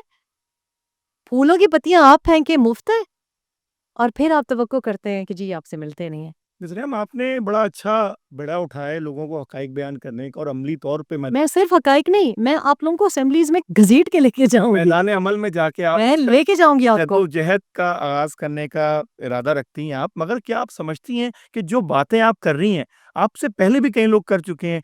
आपके हाल गुज़िश्ता में ही एक साहब जो कि बड़े आलमी सतह पे मशहूर हुए, उनकी बातें में कुछ आपसे ममासलत लगती थीं, आज वो भी मंज़र आम पे नहीं है। तो डू यू थिंक कि जब तक उस इक़्तिदार के हुमा पे बैठने के लिए आपके पास वो मतलूबा रिसोर्सेज़ ना हों, वो कनेक्शंस ना हों, कैसे आप तब्दीली लाएँगी? कैसे आप फ़र्क क्या है? कैसे आपने कहा इक़्तिदार के मनसब पे बैठने के लिए, आपने कहा तब्दीली लाएँगी। फ़र्क नीयत का होता है। फ़र्क ये है कि कुछ लोग जिसको मैं कहती हूँ ना एम्बिशन विदाउट अ कॉज़, यानी मनसब पे बैठने के लिए आते हैं। ये सब कुर्सी पे बैठने के लिए आते हैं। आपकी कोई नीयत नहीं है हुक्मरानी में? मैं आपको ये बता रही हूँ कि एम्बिशन विदाउट अ कॉज़ कि बस जी आप कुर्सी पे बैठ जाएँ। ये इस तरह है कि जी मैं फ़िल्म स्टार बन जाऊँ, एक्टिंग मुझे नहीं आती, शक्ल मेरी नहीं है, कद मेरा नहीं है, एक्शन मुझे नहीं करना आता, डांस मुझे नहीं करना आता, बस मुझे हीरो बना दो। ये हैं ये लोग। इसको कहते हैं एम्बिशन विदाउट अ कॉज़। बंदा अगर किसी मनसब पे आए तो वो कुछ कर तो सके, कुछ तो उसके पास इख्तियार हो। मैं तो इतने इख्तियार पे भी राज़ी हूँ अगर मुझे कोई कहे कि अच्छा ठीक है, तुम्हें इतना इख्तियार देते हैं कि तुम अपने ज़िले को पानी दे दो। नहीं तो आप देते हैं इख्तियार आप क्या? इख्तियार को तोहफ़तन लेने की पर आमादा क्यों हैं? आप बाकायदा इलेक्शन में वोट करके हासिल करके नहीं, ऐवान तक पहुँचे। मैं समझती हूँ कि एक अकेली रेहाम खान कुछ भी नहीं कर सकती। एक अकेला शख्स ना ढाबा नहीं चला सकता। आपको एक मैकेनिज़्म चाहिए होता है। इन सब लोगों के साथ क्या हुआ? फ़र्ज़ करें कि जिस शख्स की आप बात कर रहे हैं, फ़र्ज़ करें उसकी नीयत साफ़ थी। फ़र्ज़ करें कि एक्चुअली वो झूठ नहीं बोल रहा था। फ़र्ज़ करें कि जितनी लंबी तस्बीह बाहर उठाए होते थे वैसे ही थे। फ़र्ज़ करें कि ऐसा ही था। लेकिन जिस शख्स को काम ही नहीं करना आता, जिसको फ़ाइल ही नहीं खोलनी आती, जिसने कभी पढ़ा ही नहीं है, जिसको सारा वक़्त मतलब एक डिफरेंट लाइफ़स्टाइल मिली है, उससे तवक्को ही करना। तो आई थिंक कि इट इज़ इम्पॉसिबल कि without a system, without people who are like minded, जैसे मैंने कहा कि लोगों को जो हल्के से मैच करता है, जो हल्के में रहा है और जो कोई एक काम तो अपने मोहल्ले के लिए कर जाए। ये लोग तो इलेक्ट होते हैं, ये जाके बैठ जाते हैं इस्लामाबाद में, कौसार से बाहर नहीं निकलते। ये लोग वापस ही नहीं जाते अपने हलकों में। ये ज़रूरी है, ये है चेंज। सो मैं क्या चाहती हूँ? डेफ़िनिटली मैं चाहती हूँ कि सियासी तौर पे मैं नॉट ओनली कि मैं मुतहर्रिक हूँ, मैं लोगों को मुतहर्रिक करूँ कि मैं अकेली ना ऐवान जाऊँ। एक अकेली अगर मैं ऐवान में चली जाऊँ, तो मैं क्या चीज़ पास करवा सकूँगी? बात तो ये है ना कि किसान भी बैठा हो, स्कूल टीचर भी बैठी हो, बेवा भी बैठी हो, सिंगल मदर भी बैठी हो, दीर की किसी टाट के स्कूल से पढ़ा हुआ भी बैठा हुआ। हर एक की इसको कहते हैं हाउस ऑफ कॉमन्स या जो लोअर असेंबली, उसका मकसद ही होता है। और सेनेट का मकसद क्या होता है कि जिसकी अपर स्टोरी खाली ना हो, वो आके बैठे। मिस रेहाम, इंसान जब ज़िंदगी में आता है, तो अपने साथ जज़्बात भी लेके आता है, एहसासात भी लेके आता है। उसका हक है कि अपने जीवन साथी का इंतख़ाब भी करे। आपकी ज़िंदगी में भी ये मरहला एक से ज़ायद बार आया और आप अल्हम्दुलिल्लाह इसको बड़ा हैपीली हम देखते हैं कि आप अपनी ज़िंदगी में खुश हैं और अल्लाह आपको मज़ीद खुश रखे। कुछ कहना चाहेंगी कि ये जो तजुर्बा आपके साथ हुआ, कैसा रहा और लोगों के लिए क्या एडवाइस देना चाहेंगी? देखिए एक्चुअली मैंने ज़िंदगी में, मैं तो हर एक को कहती रहती हूँ कि मत करो शादी, मत करो शादी। तो लोग कहते हैं ये तो बड़ी हिपोक्रिटिकल बात है, खुद 3-3 बार करके, लेकिन इसी वजह से कहती हूँ। आई थिंक कि मैंने नहीं इंतखाब किया, हर दफ़ा शादी ने मुझे इंतखाब किया है, मुंतखब किया है। Because I think I'm a very different kind of a person in the sense कि मैंने कभी जब when I was very young as well, तो तब भी बड़ा I was a happy go lucky kid। तो कभी मैंने, जैसे लोगों को शौक होता है ना, लहंगा कैसे पहनेंगी, ज्वेलरी क्या पहनेंगी, मेहंदी, ये वो, तो मुझे कभी भी शौक नहीं रहा। मुझे I've never been interested in this। In fact जिस तरह से पाकिस्तान में शादियाँ होती हैं, मुझे इस पे बड़ा एतराज़ है। आई डोंट अंडरस्टैंड कि ये इतना ज़ेवर, मतलब इससे बहुत बेहतर है कि आप बच्चों को कुछ दे दें कि वो अपनी ज़िंदगी बना लें। ये जो लोगों को दिखावा है, और अब तो अजीब ही कुछ तरीका हो गया है। मैंने तो 3 बार शादी ज़रूर की है, लेकिन कभी भी मेहंदी का फंक्शन नहीं था। Because even as a kid I just thought कि ये बड़ी स्टूपिड बातें हैं। सो मैं मशवरा तो ये दूँगी कि अब obviously third time round, let's hope so far so good.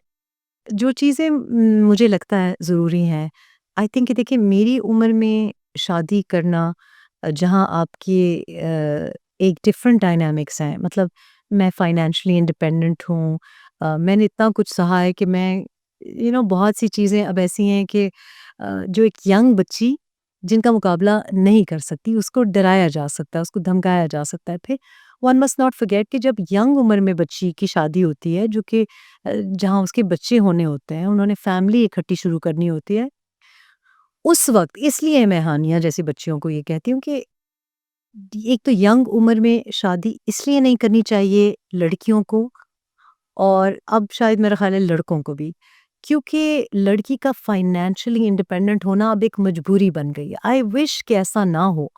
I wish कि मैं ये कह सकूँगी जी, 20 साल से 30 साल की जो उम्र है ख़वातीन की, उसमें उनकी जो मदरहुड है, माँ बनने का उनका ये टाइम होता है, उनको सपोर्ट किया जाए। लेकिन आपको पता है सोसाइटी अब ऐसी है कि मर्द जिस किस्म के अब आ रहे हैं मार्केट में, वो हमारे वालिद साहब जैसे नहीं आ रहे।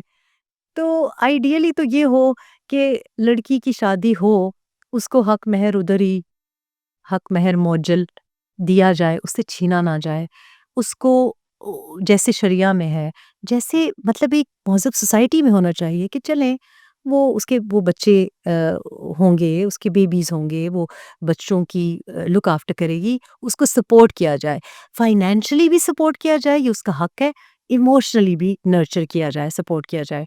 एंड आई थिंक इसके ऊपर हमारी सोसाइटी में बिल्कुल काम नहीं होता। लेकिन चूँकि हालात ऐसे नहीं हैं, तो मैं वो एडवाइस देती हूँ जो मैंने अपनी बेटियों को दी है, कि पहले खुद सिक्योर हो जाओ, ताकि खुदा ना ख़ास्ता, अल्लाह ना करे, लेकिन अगर ऐसी कोई मुश्किल हो तो आपका एक करियर ज़रूर हो। और वैसे भी मेरा ख़्याल है कि जब आप बच्चे पाल भी लेते हैं, तो सब लोग आपको छोड़ के चले जाते हैं, जो आपका करियर होता है ना, वो आपको कभी छोड़ के नहीं जाता। मेरे ऊपर ज़िंदगी में जितने भी मुश्किलात आई हैं, उसमें मेरे साथ मेरी फैमिली नहीं खड़ी रही। कोई जो कहते हैं ब्लड रिलेटिव या कोई फ्रेंड्स, वर्क जो आपका था ना, उसने मुझे सपोर्ट किया है। वर्क कॉलीग्स भी, आप जिनके साथ रोज़ काम करते हैं ना, आप उनके साथ ज़्यादा टाइम गुज़ारते हैं। वो आपके टेम्परामेंट को भी ज़्यादा अच्छा समझता है। तो मैंने देखा, मेरा कोई अगर फिज़िकल एक्सीडेंट हुआ है, मेरी जो कॉलीग्स थे या जो मेरी टीम है, वो उन्होंने मुझे सपोर्ट किया मुश्किल वक़्त में। तलाक हुई या किसी ने कुछ कहा, उन्होंने सपोर्ट किया। इसलिए बिकॉज़ वो आपकी फैमिली है, एक्चुअल फैमिली वो है। सो ये मैं समझती हूँ बड़ा ज़रूरी है ख़वातीन के लिए। और अगर आपने यंग एज में काम नहीं किया, तो मेरा ख़्याल है कि आपको फिर मेरी उम्र में आके, जब आपके बच्चे बड़े हो जाएँ, शादियाँ हो जाएँ, वो बाहर चले जाएँ, आई थिंक कि आपको सियासत में भी आना चाहिए, और जो भी आपकी ड्रीम है वो इस वक्त भी आप कर सकती हैं। लेकिन शादी के वक्त मेरा ख्याल है जिस तरह से हम पाकिस्तान में या पाकिस्तानी सोसाइटी में शादी करते हैं उस पे मुझे बहुत एतराज़ है। अब आपको पता है ये व्हाट्सएप ग्रुप्स आते हैं, उसमें लिखा होता है कद 5 फुट 6 इंच, सुन्नी। अब साथ नीचे बाप के घर के प्लॉट का साइज़ लिखा होता है। 1 कनाल का घर, 8 मरले का घर। डॉक्टर, ये किस किस्म का, मतलब आप ईद कुर्बान पे जब बकरा सेलेक्ट करने के लिए जाते हैं, उसमें भी कुछ और देखते हैं। क्या हर 5 फुट 6 इंच की लड़की, हर सुन्नी लड़की एक जैसी होगी? ये क्या सुपरफिशियल तरीका है? और फिर आप चेक करें कि घर ओनर है, ये लिखा हो कि जी घर ठीक ओनरशिप तो है। नहीं है या फिर किस किस्म के लोगों में आप ऐसी जगह अपनी बेटी देंगे क्यों? ये बड़ी स्टूपिड बात है। तो आपको तो ये देखना चाहिए ना कि वैल्यू सिस्टम क्या है? पैसा भी नहीं देखना चाहिए, आपको देखना चाहिए दिल खुला है कि नहीं है। क्या फ़ायदा कि बहुत पैसा हो लेकिन वो पैसा आपकी बेटी को अगर ना मिल रहा हो, अगर उसको नौकरानी की तरह रखा हो, तो फ़ायदा? मेरा ख़्याल है ये चीज़ें नहीं देखी जाती और फैमिलीज़ को देखना चाहिए। मैंने जो इस शादी में महसूस किया कि क्या फ़र्क है, और वो फ़र्क ये था कि इनके वालिदैन जो हैं, उनका जो आपस में रवैया है, देखिए ना, बाप जैसा शौहर होगा, बच्चे थोड़ा बहुत तो उससे सीखेंगे। तो बल्कि बड़ी फ़नी बात हुई, मैं एक दिन कह रही थी अपनी, हम चारों ग्रुप कॉल पे थे, तो मैंने अपनी जो अब सास हैं उनको कहा कि मैं इंटरव्यू पे, ये मैंने कहा कि नहीं वो एक्चुअली इनके वालिद साहब अच्छे शौहर हैं, तो इस वजह से ये बड़े जिस तरीके से वो हैं, तो कहती हैं मुझसे पूछो। सो मतलब लाइक हमारी जो एक इंटरेक्शन है या जो एक कंपैटिबिलिटी है, मुझे लगता है कि ये इनके वालिदैन और मेरे वालिदैन काफ़ी सिमिलर हैं। तो जो चीज़ें और ये मैच करना होता है आपको। ऑफ कोर्स ये शादी ज़रा बड़ी अनयूजुअल है और मैं नहीं माइंड करती कि इसके बारे में बात लोग करते हैं और करनी चाहिए, क्योंकि ज़ाहिर है एक बहुत बड़ा एज गैप है। हमारे आपस में बच्चे नहीं हैं, तो लोग sorry for the interruption miss Reham, आपने जब शादी की है तो अपना शरई हक इस्तेमाल किया है। रसूल खुदा सल्लल्लाहु अलैहि वसल्लम की जो पहली ज़ौजा मुबारका थी, बीबी खदीजा सलामुल्लाह तआला अलैह, उनका भी एज डिफरेंस बहुत था। तो शादी करना और अपना शरई हक इस्तेमाल करना दरहकीकत सुन्नत सहाबा है, बिल्कुल है। सुन्नत रसूल है। तो लेकिन इसमें ना तो कोई शर्म की बात है, और जो ट्रोलिंग आप पे होती है, दरअसल वो उन्हीं लोगों का वतीरा है जो कि अखलाकी तौर पे पस्त हैं। तो लेकिन बतौर ये मेरा खास ख्याल है खातून यू डिज़र्व रिस्पेक्ट। एब्सोल्युटली, लेकिन ये सोसाइटल जो नॉर्म्स है ना, देखिए हम कहने को इस्लामिक रिपब्लिक ऑफ पाकिस्तान है, लेकिन ना तो आपके गुस्ल खाने शरिया कंप्लायंट होते हैं, जहाँ आप सोचते हैं कि यहाँ तो मैं वज़ू नहीं करने के लिए जा सकती, तो ये तो है ही साफ नहीं। ना तो हम सफाई निस्फ़ ईमान कहते तो हैं, करते नहीं हैं। ना हमारे निकाह शरिया के मुताबिक होते हैं, क्योंकि निकाह में जो 2 फ़र्ज़ हैं, उसका एक फ़र्ज़ तो आप निभाते ही नहीं हैं, जो मैंने हक महर की बात की। और ना हमारी तलाक शरिया के मुताबिक होती है, बच्चों की कस्टडी, मतलब कुछ भी जो हमारा रहन-सहन है, हमने तो सिर्फ़ इस्लामिक रिपब्लिक ऑफ पाकिस्तान नाम दे दिया है और हम सियासत इस्लामिक यानी कि रिलिजन कार्ड पे करते हैं। लेकिन हमारा एक्चुअली कल्चर तो शरिया से बहुत दूर है। मतलब अभी ईद कुर्बान गुज़री है, तो मैं सोच रही थी कि ये आई थिंक कि ये सब पे कुर्बानी वाजिब नहीं है। मतलब इसमें भी दिखावा है। बिल्कुल। आप मफ़हूम से दूर हो गए हैं। अगर आपके पास पैसे नहीं है बिल्स चुकाने के, आपकी कुछ ज़िम्मेदारियाँ हैं, तो आप क्या मोहल्ले को दिखाने के लिए कर्ज़ा लेके, मतलब ये गलत बात है ना, और इसके ऊपर बात नहीं करता कोई। बहुत सी चीज़ें हैं, जैसे मैंने शादी का कहा, मतलब ये दिखावे के लिए जी कव्वाली नाइट भी हो रही है, क्रिकेट मैच भी हो रहा है, ये किस किस्म की शादी हो रही है? लेकिन जो बात है, जो हक महर की बात है, उसमें आपको लाख रुपए निकालते हुए तकलीफ़ होती है, यहाँ तक कि वो जो कॉलम्स जो निकाह में रखे जाते हैं खातून के हक के लिए, वो भी काट दिए जाते काट हैं, दिए जाते हैं। और औरत पढ़ती भी नहीं है। लेकिन देखिए, आपको एक्चुअली अगर आप शरिया के मुताबिक सोसाइटी चलाएं, जैसे अब भूटान वगैरह में आप देखें, वहाँ पे शादी से पहले एक ट्रेनिंग सेशन भी होता है, क्योंकि वो नहीं चाहते कि तलाक हो, बताया जाता है कि क्या हकूक हैं, क्या फ़राइज़ हैं, और आप देखिए वहाँ पे बड़ा अच्छा उनका जो मैरिटल सक्सेस रेट है। और फिर हर मकसद के लिए आप ना इस्लाम अपने उसके लिए मोड़ लेते हैं। अगर इस्लाम को आप समझें कि जी चले आप हम तो इस्लाम की बात करें या मुसलमानों की बात करें, आप यूके चले जाएँ, उनका जो डिवोर्स प्रोसीडिंग्स है या जो फैमिली लॉ है, वो एक्चुअली इज़ इंस्पायर्ड बाय शरिया, क्योंकि उनके लॉ में तो एक्चुअली तलाक थी ही नहीं ना, कैथोलिक क्रिश्चियनिटी में तो तलाक थी ही नहीं। लेकिन अब जो लॉ बेस्ड है कि वो जो आपसे जवाज़ माँगते हैं या जो आपकी पहले डिवोर्स होती है, फिर आपको एक फाइनल डिक्री मिलती है, वो इट्स बेस्ड ऑन हमारा जो सिस्टम है। लेकिन हम अपने सिस्टम से बड़े दूर हैं। हमने एक फैमिली स्ट्रक्चर को, जो हम सारी दुनिया में कहते हैं जी हमारा फैमिली स्ट्रक्चर बड़ा अच्छा है, बड़ा अच्छा है। क्या फैमिली स्ट्रक्चर है? आपका तो निकाह का तकद्दुस ही नहीं है। आप मैंने जो अपनी ज़िंदगी में भी देखा है, ये आप नहीं कर सकते। आप उनको काफ़िर कहें, आप उनको क्रिश्चियन कहें, आप उनको जो मर्ज़ी एथियस्ट कहें, वहाँ ऐसा नहीं होता। हाँ, कुछ अपर एलीटिस्ट सोसाइटी में शायद होता, लेकिन बाय एंड लार्ज ऐसा नहीं होता कि जो हम जिस राह पे चल पड़े हैं। बच्चे हम पैदा कर रहे हैं, सड़कों पे पड़े होते हैं बच्चे, या छोटी-छोटी बच्चियों की, अगर आप बहुत अमीर हैं, इतना बड़ा आपने डिज़ाइनर बैग उठाया हुआ है, अपने बच्चे को उठाने के लिए आप एक एडल्ट आया नहीं रख सकते। 7 साल की बच्ची उठा रही होगी।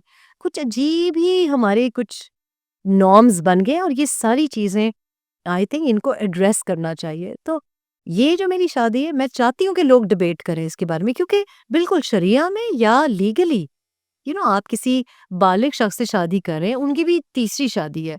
लेकिन चूँकि वो मर्द हैं तो उनसे वो तो मर्द तो तलाक याफ्ता कभी भी नहीं होता ना। लेकिन it is unusual because obviously सबसे ज़्यादा जो मुश्किल हमको हुई है इस शादी में, वो ये एज गैप की वजह से नहीं हुई। वो इस वजह से हुई है कि ज़ाहिर है वो उनकी सारी फैमिली अमेरिका में सेटल्ड है, वो खुद अमेरिकन नेशनल हैं और वो कराची छोड़ के गए हुए हैं और मैं वापस गाँव में रहना चाहती हूँ। तो वो थोड़ा-सा उनको प्रॉब्लम हुई बिकॉज़ बहुत सी चीज़ें उनके लिए बहुत शॉकिंग भी हैं। फिर आपको पता है जो रवैये हैं हमारी सोसाइटी में, जैसे मैंने कहा कि यहाँ पे ना आप पता नहीं क्या वजह है कि पाकिस्तान में अ, अगर आप शादीशुदा भी हैं, तो मेरा ख़्याल है कि लोग उसकी रिस्पेक्ट नहीं करते। मतलब यहाँ पाकिस्तान आने से पहले मेरा ख़्याल था कि आप किसी के निकाह में, आप शादीशुदा हैं, तो आप समझ जाएँगे लोग एग्जैक्टली। कि कमिटेड टेकन। लेकिन ऐसा नहीं है, क्योंकि पाकिस्तान में I will be very blunt, I find it very shocking. मैं सारी ज़िंदगी यूके में रही है, आप सोच नहीं सकते कि व्हेन यू आर सिंगल तो आप एक तमीज़ से पेश आते हैं लोगों के साथ। ये बड़ा बुरा समझा जाता है कि आप किसी की मनकुहा तो बड़ी दूर की बात है, किसी की गर्लफ्रेंड के साथ भी आप कोई मरासिम बढ़ाएँ, आपको वो बुरा-भला कहते हैं उस सोसाइटी में। और यहाँ तो मतलब कोई कोई वैल्यू सिस्टम, मतलब जो ऐसी बस्ती का शिकार है। Even though we are Islamic republic. But we are just बराए नाम जी, वी आर जस्ट बराए नाम। आई हैड टू टेक मैंने अपनी बेटी को पाकिस्तानी स्कूल में से निकाला, वो बेचारी पाकिस्तानी बच्चा ही बन गई थी और वो शी रियली मिसेस पाकिस्तान। लेकिन मैंने देखा ये क्या हो रहा है, स्कूलों में ड्रग्स चल रही हैं, स्कूलों में किस किस्म की बातें हो रही हैं, एक वाहियाती है, एक हाथ दर्जा इमोरालिटी है। एंड आई जस्ट थॉट कि नहीं, इसको तो यहाँ से निकालना चाहिए। एंड आई थिंक इसके ऊपर और ये होता है रोल मॉडल्स की वजह से। जो ज़बान मैंने आपको कहा कि टीवी पे आप ज़बान इस्तेमाल कर रहे हैं, मतलब आप याद करें कि जो हम जिन एंकर्स को देख के हमें शौक हुआ कि हम जी प्रेजेंटिंग करें, ज़िया मोइनुद्दीन की ज़माने की मैं आपको बात करूँ, या कसौटी प्रोग्राम जब होता था, तारिक अज़ीज़ साहब, उबैदुल्ला बेग साहब, तो वो किस किस्म के, राहत काज़मी साहब बड़े अच्छे प्रोग्राम्स होस्ट करते थे एक्टिंग के अलावा भी। और अब मैं देखती हूँ, मैं सोचती हूँ ये कैसे ये टीवी पे बैठा हुआ है, ये कैसे बातें कर रहा है, कपड़े से कैसे पहने हुए हैं, ज़बान जो है और ये आप एक मैसेजिंग कर रहे हैं कि सोसाइटी भी you are making it, normalising it कि जी अच्छा डी किसी को थप्पड़ लगा दिया, तौर पे हम गिरावट का शिकार हैं। आप नॉर्मलाइज कर रहे हैं, टीवी पे दिखा रहे हैं तो आपने नॉर्मलाइज कर दिया, आपने ये दिखा दिया कि जी ये एक्सेप्टेबल है। आप ऐसा करेंगे आपको नोटिफिकेशन मिल जाएगी। राइट। इसलिए हम आपसे जो आज हमने गुफ्तगू की है, हम तवक्का नहीं कर रहे थे कि आप इतना डिटेल में जाके हमसे बात करेंगी। आपका हमारे साथ जो वक्त गुजरा यकीनी तौर पे हमारे सुनने हमारे देखने वालों के लिए भी बहुत वैल्यूबल साबित होगा। हम आपके बेहद शुक्रगुजार हैं आज के इस प्रोग्राम में आमद के लिए, मगर इस वादे के साथ कि इस गुफ्तगू को हम मज़ीद दोबारा से एक और प्रोग्राम में रखेंगे। इंशाल्लाह ताला, and I will say this, क्योंकि मैं जो ऑन एयर कहती हूँ वही मैं ऑफ रिकॉर्ड कहती हूँ। अगर I really think you did a very very good interview, और बहुत से सवालात आई थिंक कि बहुत से लोग भूल जाते हैं सवाल करते हुए, क्योंकि उन्होंने लिस्ट बनाई होती है और फिर वो उस लिस्ट से कि अच्छा नंबर सवाल नंबर 4 के बाद सवाल नंबर 5 पे जाना है, वो सुन नहीं रहे होते। It's very good to find someone के जो कि सुन के अगले सवाल पे जाए। So well done, I think I'll definitely be coming back again. बहुत शुक्रिया। Thank you. हम अपने नाजरीन के भी बेहद शुक्रगुजार हैं और अपने तमाम नाजरीन से दरख्वास्त करते हैं कि हमारे प्रोग्राम के मुतालिक फ़ीडबैक से हमारे यूट्यूब चैनल पॉडकास्ट एट 5 पे हमें ज़रूर मुतला करें। आज की इस नशिस्त से हम इजाज़त चाहेंगे इस दरख्वास्त के साथ कि पाकिस्तान की खातिर ज़िंदा रहें, पाकिस्तान की खातिर उम्मीद पर रहें। पाकिस्तान हमारी जान, पाकिस्तान हमारी आन। पाकिस्तान ज़िंदाबाद।